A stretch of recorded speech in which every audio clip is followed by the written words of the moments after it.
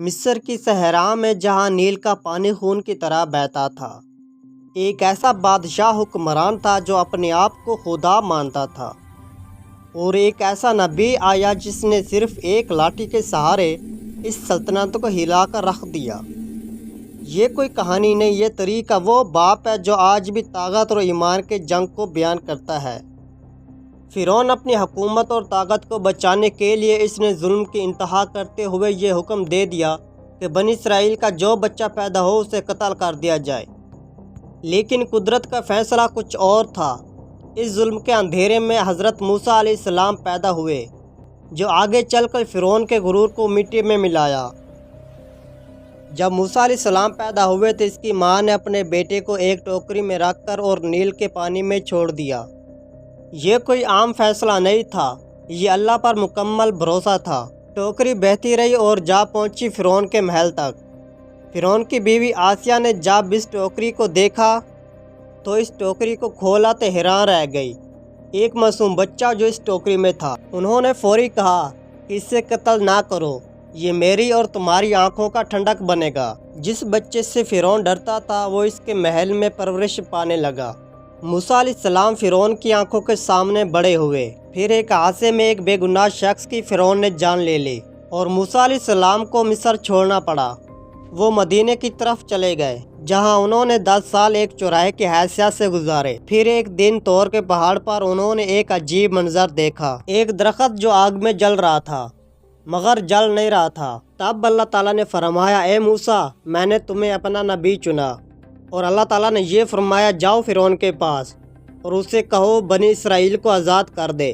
موسیٰ علیہ السلام اپنے بھائی ہارون علیہ السلام کے ساتھ فرعون کے دربار میں پہنچے اور موسیٰ علیہ السلام پوری جرأت سے کہا، میں رب العالمین کا پیغام لے کر آیا ہوں، اور کہا بنی اسرائیل کو میرے ساتھ جانے دو۔ یہ سن کر فرعون آگ بھگولا ہو گیا، کیونکہ وہ خود کو خدا کہتا تھا اور کسی کو اللہ کا پیغام لے کر آنا اس کی بادشاہت کے لیے کھلا چیلنج تھا۔ فرعون نے غرور سے کہا، کیا میں نے تمہیں اپنے محل میں نہیں پالا؟ پھر تم کیسے میرے خلاف کھڑے ہو سکتی ہو؟ لیکن موسیٰ علیہ السلام ڈرنے کی بجائے حق کا اعلان جاری رکھا، اور یہ وہ لمحہ تھا جہاں ایمان اور غرور کی جنگ شروع ہوئی۔ فرعون ہنسا اور کہا، اگر تم سچے ہو تو کوئی معجزہ دکھاؤ۔ موسیٰ علیہ السلام نے اپنی لاٹھی زمین پر پھینکی، وہ فوری ایک زبردست سانپ بن گیا جو فرعون کی طرف منہ کھول کر بھاگنے لگا۔ پوری دربار لرز اٹھی۔ فرعون نے چیخ کر کہا، میرے جادوگر بلاؤ۔ اگلے دن پورا میدان بھر گیا۔ فرعون کے سب سے بڑے جادوگر، انہوں نے رسیاں اور لاٹھیاں پھینکی، ہر طرف سانپ ہی سانپ نظر آنے لگے۔ لوگ حیران رہ گئے۔ تب موسیٰ علیہ السلام نے اپنی لاٹھی پھینکی اور دوبارہ سانپ بن گیا اور سبھی جادوگر کے سانپوں کو نگل گیا۔ سبھی جادوگر فوری سجدے میں گر گئے اور بولے، ہم موسیٰ اور ہارون کے رب پر ایمان لاتے ہیں۔ فرعون غصے میں کانپ اٹھا اور کہا، تم نے میرے سامنے مجھے جھٹلایا، لیکن حق ظاہر ہو چکا تھا۔ پھر وہ نشانیاں آئی، خون، مینڈک، ٹیڈی دلی اور اندھیرا، لیکن فرعون پھر بھی نہ مانا۔ آخر کار موسیٰ علیہ السلام بنی اسرائیل کو لے کر رات کے اندھیرے میں نکل گئے۔